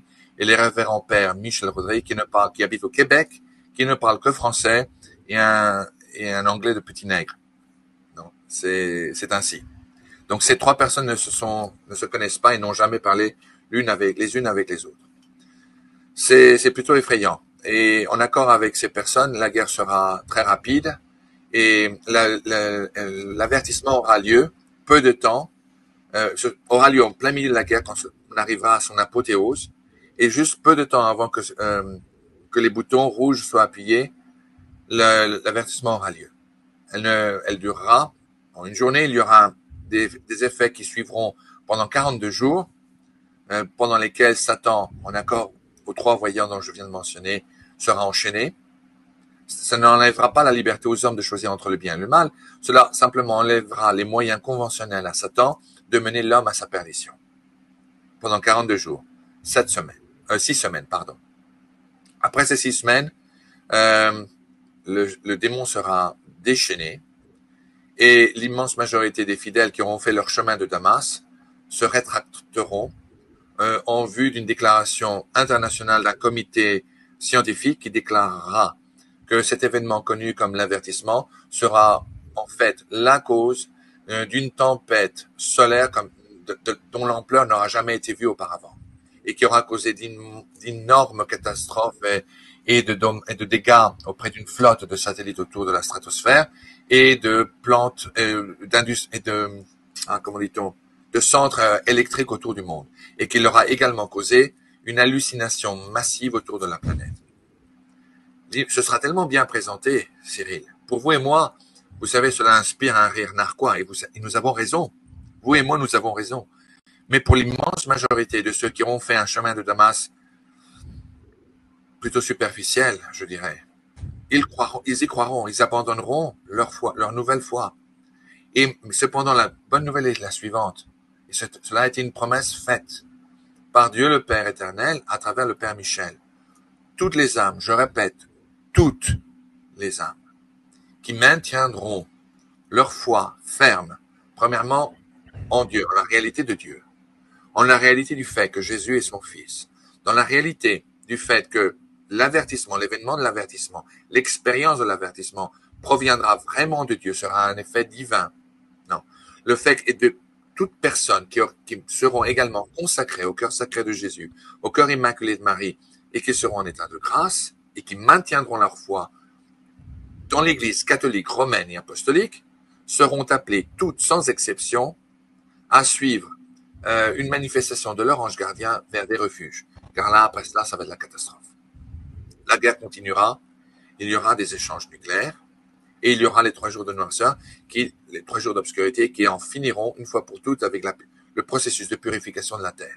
Ceux qui survivront toute cette situation seront appelés après à repopuler le monde et à reconstruire une société internationale sur des bases différentes, des bases qui seront d'origine profondément catholique et fidèles aux enseignements des évangiles et des enseignements de notre Seigneur Jésus-Christ. D'après toi, Xavier, c'est dans combien d'années tout ça? Et ça va durer combien de temps à ton avis? Bonne question. Le Père Michel a quelque peu répondu à cela.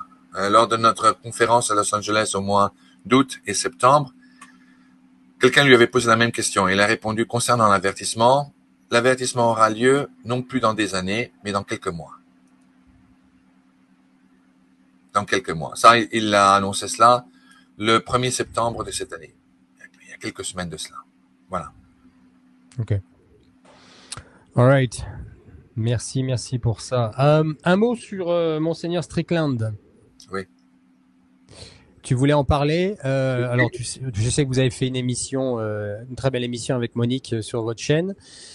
où j'invite d'ailleurs tous les abonnés à notre chaîne à vous abonner à la chaîne de Xavier Héral au Crux AV Media.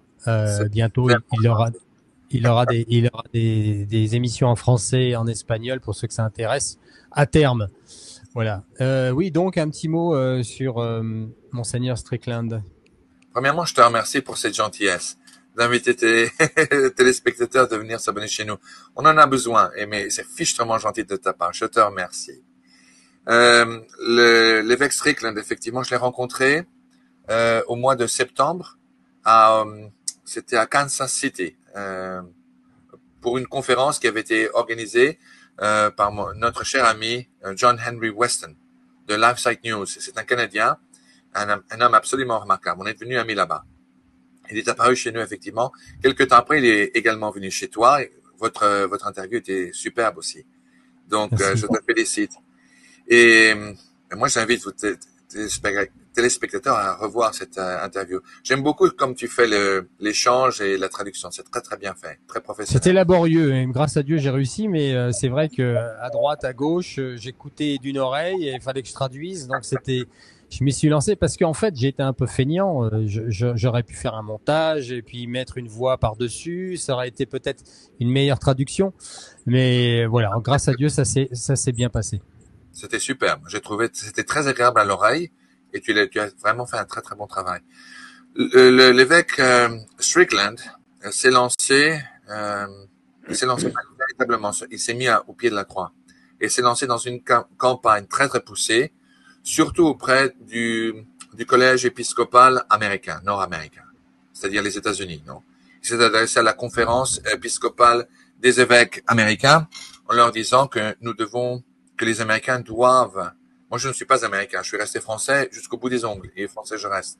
Mais il s'adresse aux évêques, il demande à tout le monde de résister contre les résultats de ce synode de synodalité, qui d'après lui est une trahison à l'esprit des évangiles et aux enseignements du Christ. Il prend d'énormes risques. Il court, et il le sait très très bien. Je lui en ai parlé, et il court le risque d'excommunion. Non. Mais il le suit un peu, il est un grand admirateur de Jeanne d'Arc. Il suit un peu le motto de la pucelle d'Orléans, qui était Dieu premier servi. Amen. Je l'aime énormément, je l'aime beaucoup parce que vraiment, ça prend beaucoup de courage. Mais jusqu'à présent, les effets ou les conséquences de ces actions n'ont pas encore eu lieu. Mais il s'y attend. Mais il a beaucoup de peine à ce sujet parce que il ne veut pas diviser l'Église catholique. Au contraire, il veut la renforcer. Mais il veut la renforcer sans la trahir. Il considère, l'évêque Strickland, que le pape, que la hiérarchie de l'Église catholique a fait trop de compromis au point d'en arriver à une trahison, comme Judas a trahi notre Seigneur Jésus-Christ. Il m'a dit très clairement, vous savez, l'Église doit passer par la même passion que notre Seigneur Jésus-Christ est passé. Vous savez, le serviteur n'est pas plus grand que le maître, disait-il.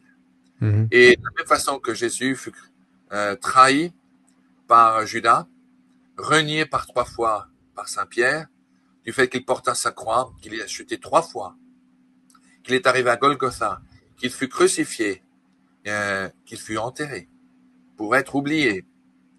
Il ressuscita au 3e jour. La même chose doit se passer pour l'Église catholique. Et la résurrection de notre Église se traduira principalement par le triomphe du cœur sacré de Jésus-Christ à travers le cœur immaculé de la Vierge Marie.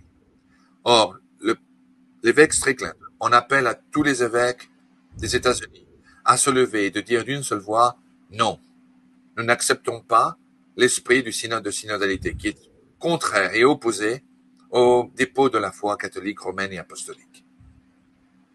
Il appelle... un appel d'ailleurs à tous les catholiques, hein, et pas seulement les prêtres. Hein. Absolument, à tous les catholiques, et non seulement américains, mais à tout le monde. Je sais qu'il y a chez vous, Cyril, d'innombrables prêtres qui vous regardent, qui nous écoutent en ce moment, peut-être plus tard en différé, et qui, en silence, sont d'accord avec nous. Ils n'osent pas faire de vagues. Je les comprends. En ce moment, l'Église catholique est en train de donner à tue-tête excommunion à droite, excommunion à gauche, devant, derrière, en haut et en bas. Parce qu'ils sont en train, quand je dis ils, je parle de la hiérarchie catholique, la hiérarchie de l'Église. sont en train d'essayer de mener une campagne de terreur en menaçant. C'est pour ça que vous m'entendez souvent dire que je reste fidèle au magistère pour ne leur couper l'herbe sous le pied. Je reste fidèle au magistère. Je crois toujours que le pape est François. Mais attention, je n'irai pas de façon illimitée dans une apostasie, dans une trahison au Christ. Je crois sincèrement que si le jour vient où une nouvelle liturgie pour la consécration de la Sainte Eucharistie est déclarée, toute personne qui appuiera à cette notion s'excommuniera d'elle-même. Et que si c'est une partie de la hiérarchie, celle-ci n'aura plus l'autorité de parler au nom de l'Église. Point à la ligne. De facto, c'est ainsi, ce n'est pas sujet à interprétation, c'est en accord au dogme de la foi, au dépôt de la foi et au droit canon. Pour moi, Amen. ce sera rouge. Je ne l'accepterai pas, ce sera une attaque directe, non seulement contre l'Esprit de Dieu, l'Esprit et les enseignements du Christ, mais contre sa personne, son corps et son sang, son âme et sa divinité. Le jour, si ce jour vient, et je prie du fond de mon cœur, à genoux et au pied de l'autel pour qu'il ne vienne jamais. Mais si le jour vient, comme il a été annoncé par les prophéties, que cette ou une autre hiérarchie de l'Église catholique déclare une nouvelle liturgie de la consécration de l'Eucharistie, la rendant comme n'étant plus valable ou acceptable, c'est-à-dire qu'ils ne convoqueront plus la présence du Christ dans ce saint sacrement, je ne reconnaîtrai plus la validité de l'autorité de l'Église catholique. Dans ce cas-là, aujourd'hui, je suis soumis à la hiérarchie de l'Église, je ne suis pas d'accord avec elle, respectueusement et avec un mot fraternel, mais je reste soumis. Je reconnais le pape comme étant le pontife de facto de l'Église catholique, je le reconnais en tant que tel, et je reste bon croyant, bon catholique, pratiquant. Mais telle est ma ligne rouge, et telle elle le restera. Merci Xavier. Alors pour en finir avec Monseigneur Strickland, il a édité son message à tous les catholiques du monde. On va le lire très rapidement. Je le mets en ligne, il est là. Et voici ce qu'il dit. Et vous, fidèles, je pose la même question. Et aux fidèles, je pose la même question. Que vous faut-il ? Que se passera-t-il si vos pasteurs ne réagissent pas aux mensonges qui émanent du Vatican sous l'autorité du pape François ?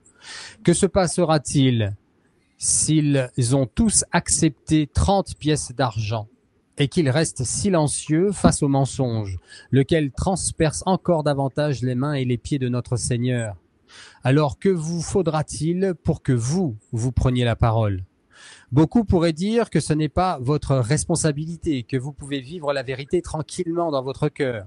Cependant, proclamer la vérité ne peut jamais être simplement la responsabilité de quelqu'un d'autre, car Dieu a gravé la vérité dans le cœur de chaque personne. Ainsi, la vérité appartient à chaque homme en tant que don sacré de Dieu. Et nul ne peut jamais dire qu'il ne portait pas la vérité en lui. Et nul ne peut prétendre avec raison que pour trouver la vérité, il devait la rechercher dans le vent ou dépendre des paroles d'un autre.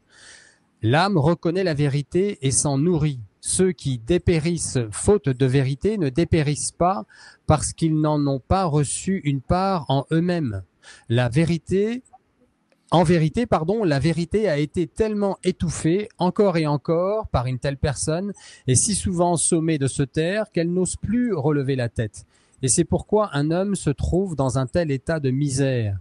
Et pourquoi, lorsqu'il s'écrie « Ce n'est pas ma faute si je n'avais pas de vérité ou si je ne l'ai pas reconnu lorsque je l'ai rencontré, il parle à tort. » Notre Seigneur Jésus-Christ, en accordant le libre arbitre à ceux qu'il aime, c'est-à-dire chaque personne sans exception, a offert le don de la vérité à chacun de nous. Ainsi, s'il existe une prédisposition dans le cœur d'un homme, c'est l'inclinaison de l'âme à vibrer au diapason de sa vérité.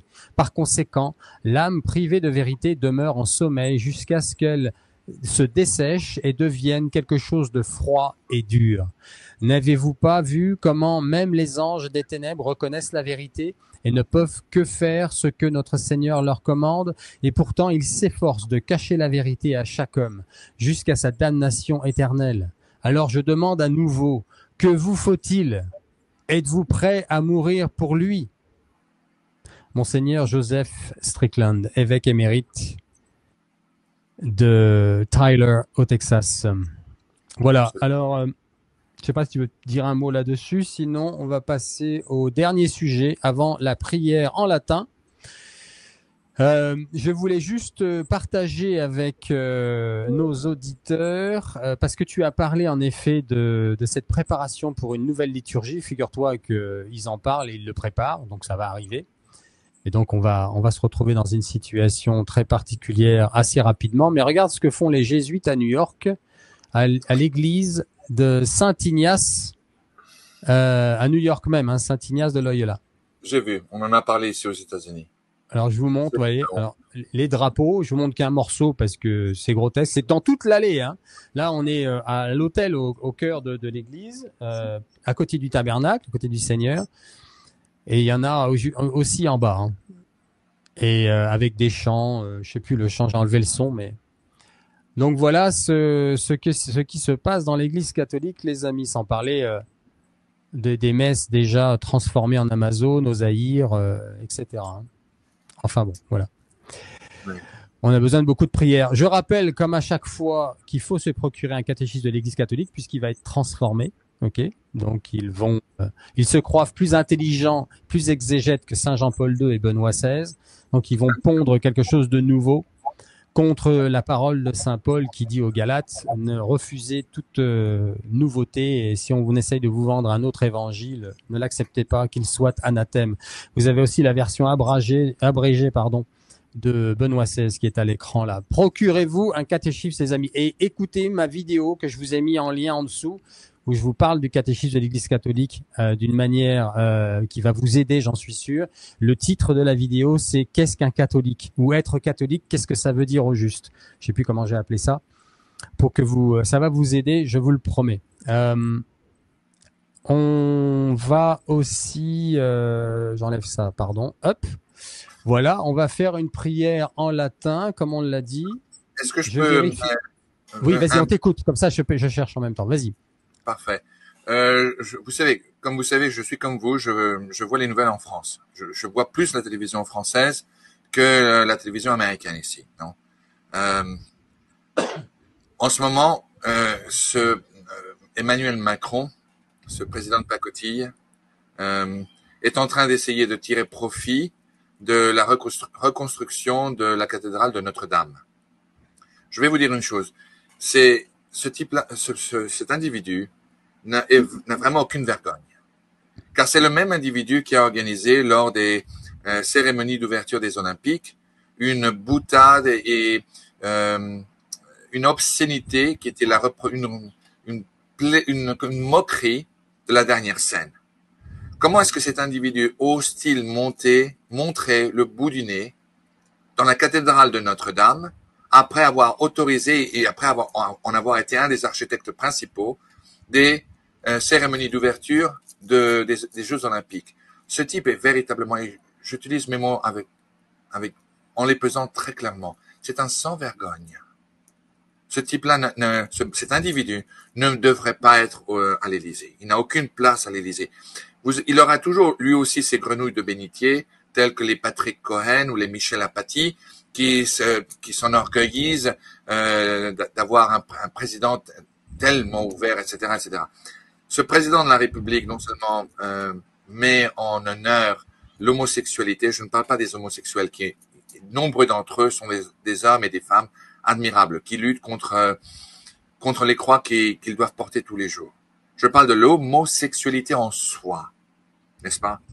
Eh bien, cet Emmanuel Macron véritablement ne démontre aucune vergogne après avoir donné gloire, porté gloire, d'avoir serré la pince, d'avoir serré la main à tous ceux qui ont organisé les immondices, parce qu'il n'y a pas d'autre nom, les immondices des cérémonies d'ouverture des Jeux Olympiques, qu'il ose présenter le bout de son nez à la cathédrale de Notre-Dame.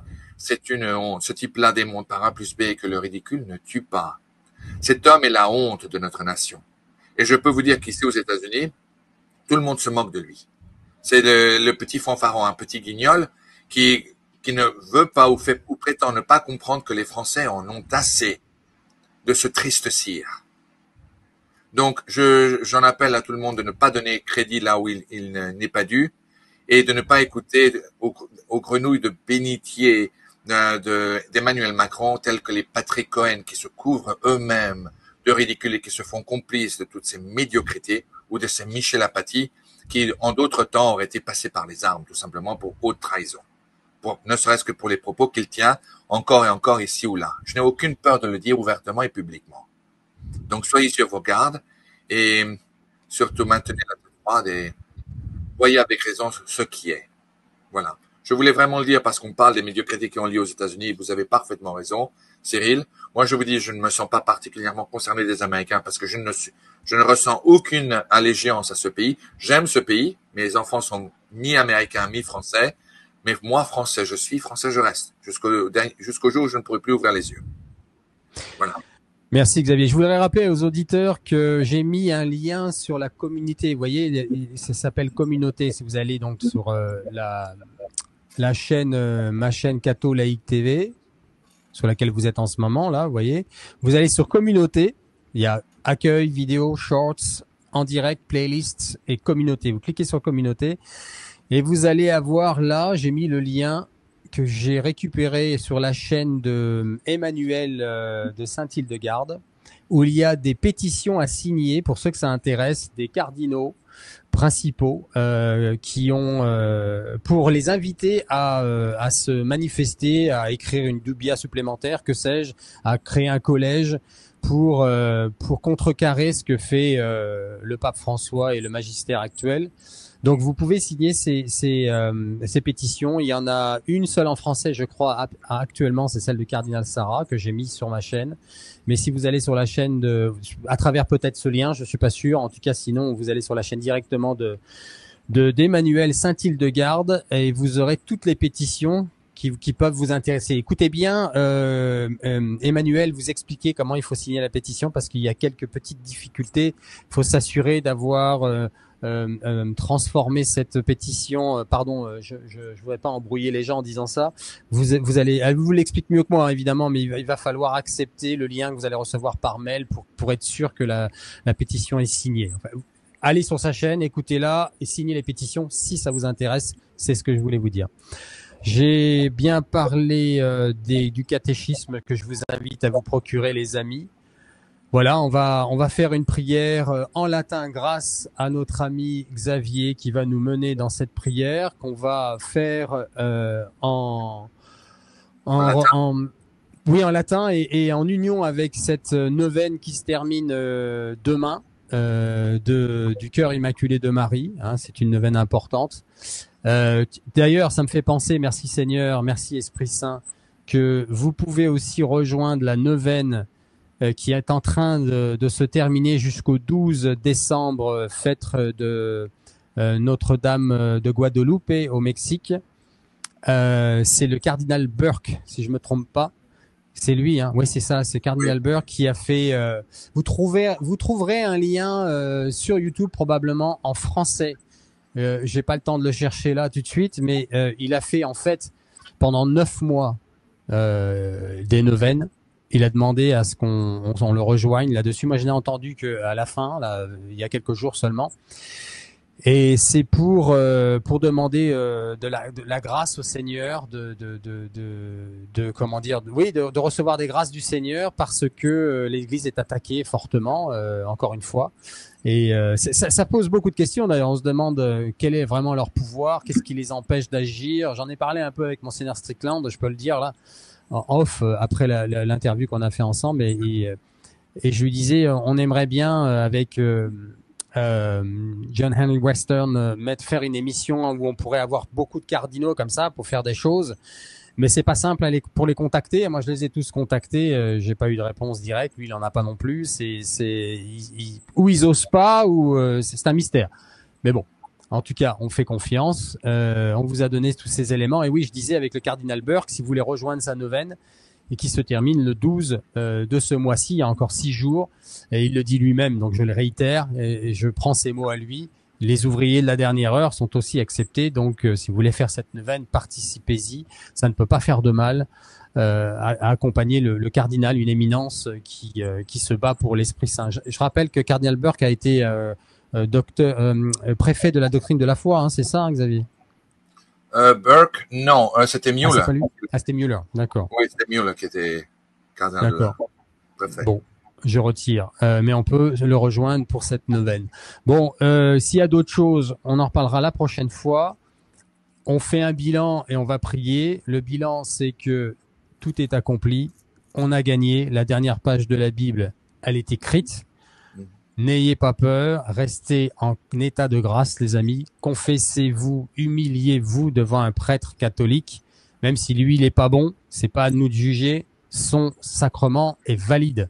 Vous recevez l'absolution, vous mangez le corps et le sang du Christ et sa divinité dans la Sainte Eucharistie tant que c'est encore possible. Vous priez la Vierge Marie, ne serait-ce qu'un Je vous salue Marie par jour, et plus si vous pouvez, jusqu'au rosaire, et Dieu vous donnera la force de le faire, et il ne pourra plus rien vous arriver que le ciel ne veut pas. Vous serez dans la divine providence. Ok les amis? Confessez-vous, c'est le plus important. Je reçois plein de messages de personnes qui retournent à la confession. Rien ne me fait plus plaisir et ça donne un sens à cette chaîne qui appartient au Seigneur. On vous écoute, Xavier. On va prier. D'accord. Alors, au nom du Père et du Fils et du Saint-Esprit. Amen. Amen. Pater noster, qui es in celis, sanctificetur nomen tuum, adveniat regnum tuum, fiat voluntas tua, sicut in cielo et in terra. Panem nostrum quotidianum da nobis hodie, et dimitte nobis debita nostra, sicut et nos dimittimus debitoribus nostris, et ne nos inducas in tentationem, sed libera nos a malo. Amen. Amen. Ave Maria, gratia plena. Dominus tecum, benedicta tu in mulieribus, et benedictus fructus ventris tui, Iesus. Sancta Maria, Mater Dei et Mater Nostre, ora pro nobis peccatoribus, nunc et in hora mortis nostre. Amen. Amen. Gloria Patri, et Filio, et Spiritui Sancto, sicut era in principio, et nunc, et semper, et in saecula saeculorum. Amen. Amen. In nomine Patri, et Filio, et Spiritui Sancto. Amen. Amen. Je l'avais pas mis en ligne. Je l'avais pas mis en ligne. Est-ce que tu veux bien prier le Saint Michel Archange? T'as tes lunettes ou pas? Absolument, j'ai mes lunettes. C'est tellement une prière forte aussi, ça, et en latin, ça va faire plaisir. C'est une prière en plus exorciste. Amen. In nomine Patri, et Filio, et Spiritui Sancto. Amen. Amen. Sancte Michael Arcangele, defende nos in proelio, contra iniquitiam et insidias diaboli esto presidium. Imperet ili Deus, supplices deprecamur, tuque princeps militia celestis, Satanam aliosque spiritus malignos, qui ad perditionem animarum pervagantur in mundo, divina virtuti in infernum detrude. Amen. Amen. In nomine Patri, et Filio, et Spiritui Sancto. Amen. Amen. Amen. Et je voulais également vous rappeler que demain, le 8 décembre, il y a la promesse de la Vierge Marie de l'heure divine. Donc, il vous est recommandé de faire une heure de prière à partir de midi, heure locale, si c'est possible, évidemment, jusqu'à 1 heure. Toutes vos demandes seront présentées et si elles sont en accord à la volonté de Dieu, il a été promis qu'elles seront exaucées. Et donc, voilà, je reste avec vous en union de prière. Cyril, merci pour votre immense gentillesse et votre invitation. Et j'embrasse tous les Français qui nous écoutent, tous les catholiques qui nous écoutent. Et merci. Merci Xavier. Je rappelle aux auditeurs de bien s'abonner. On peut pas. Il y a des choses qu'on ne peut pas dire. Je vais brièvement vous dire ça. Xavier et moi, et avec d'autres chaînes, on a des discussions qu'on ne peut pas encore partager. Je peux juste vous dire que Nous sommes des fers de lance demandés par le Seigneur. Ça dépasse c'est un mystère. Ok, chacun a son travail à faire dans le corps du Christ, et nous, on essaye de faire le nôtre humblement. Il y a des choses qui se préparent. Si vous voulez être informé, c'est notre travail. Que le Seigneur nous donne la force d'aller jusqu'au bout, jusqu'au martyr, si c'est sa volonté. Abonnez-vous bien à nos chaînes, partagez-les, et nous, notre travail, c'est de vous informer dans l'obéissance de la sainte foi catholique. Voilà ce que je voulais vous dire. Une autre chose, c'est un Noël très particulier, les amis. C'est probablement un des derniers Noëls avant les grands conflits que vous pourrez passer en paix. Allez voir vos familles, faites la paix dans vos familles, acceptez le pardon que l'on vous demande et pardonnez à ceux à qui vous devez pardonner. Je ne peux pas vous donner de meilleurs conseils. Vous ne le regretterez pas. Merci Xavier. Pardon, une toute dernière chose, excusez-moi. Avec votre permission, Cyril. On t'écoute. La prochaine, au Crux-Ave Media, nous avons finalement eu tous les enregistrements de la conférence du Père Michel à Los Angeles. Oui. Elle est en anglais, mais oui. Si vous rentrez dans nos chaînes, dans notre chaîne, oui. Vous pouvez mettre, si vous appuyez sur Settings, vous pouvez mettre traduction en français, vous aurez les sous-titres. Alors, c'est les paramètres, en fait. Ce qu'il a dit là, settings en français, c'est paramètres. Vous verrez un espèce de petit rond en bas à droite, en effet, et vous pouvez choisir la langue. Donc, vous allez sur leur chaîne, vous trouvez la liste de la conférence, en effet, dont ils parlent, même n'importe quelle autre émission qu'ils puissent avoir en ligne sur leur chaîne. Et si vous sélectionnez, c'est un petit peu laborieux, je trouve, la façon dont ils l'ont fait, mais si on prend le temps, on le trouve. Et on a une traduction automatique créée par le système YouTube. Donc c'est approximatif, mais vous pouvez avoir une bonne compréhension voilà, de ce qui est dit en effet. Absolument. Il y a certaines révélations qui sont de toute première importance. Donc je vous invite à nous visiter, à écouter le Père Michel. Et voilà, je voulais simplement le dire, c'est une information importante. Tu as bien fait. On salue bien Monique, sa famille, et le Père Michel et sa congrégation. Ah oui, si vous pouviez, si je peux vous demander, je suis désolé, je me fais pesant, je vous prie de m'excuser. Le Père Michel a une opération chirurgicale il y a 2 jours de la mâchoire. Ah. Donc, ils s'en est bien sortis, mais il souffre énormément. Je voulais simplement vous demander l'immense gentillesse, si ce n'est pas une imposition, de bien vouloir prier pour sa récupération, car il souffre. Il l'offre à Dieu, mais si vous pouviez prier pour lui, je vous en serais infiniment gré. Et voilà. Eh bien, on va demander à tous nos auditeurs de prier un Je vous salue Marie pour lui maintenant. Au nom du Père, du Fils et du Saint-Esprit. Amen. Je vous salue Marie, pleine de grâce. Le Seigneur est avec vous. Vous êtes bénie entre toutes les femmes. Et Jésus, votre enfant, est béni. Sainte Marie, Mère de Dieu et notre Mère, priez pour nous, pauvres pécheurs, maintenant et à l'heure de notre mort. Amen. Amen. Voilà pour le Père Michel. Au nom du Père, du Fils et du Saint-Esprit. Amen. On le garde dans la prière, nonobstant.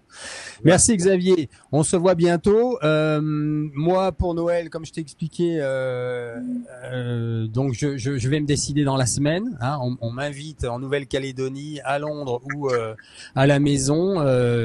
Tout ça, c'est invité, donc il n'y a pas de frais, tant mieux. Je vais me décider cette semaine. Sinon, je resterai ici, tout simplement. Je sais que tu le passes en famille. Demain, c'est le 2e dimanche de l'Avent.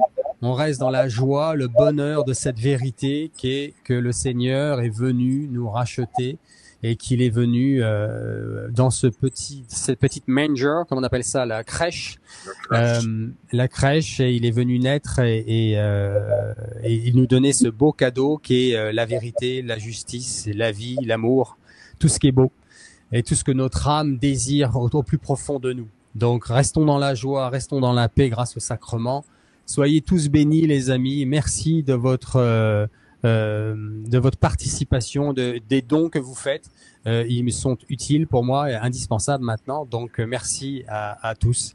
Et je vous dis à très bientôt. Un bon week-end, un bon 2e dimanche de l'Avent. Et à bientôt, Xavier. À bientôt. Merci.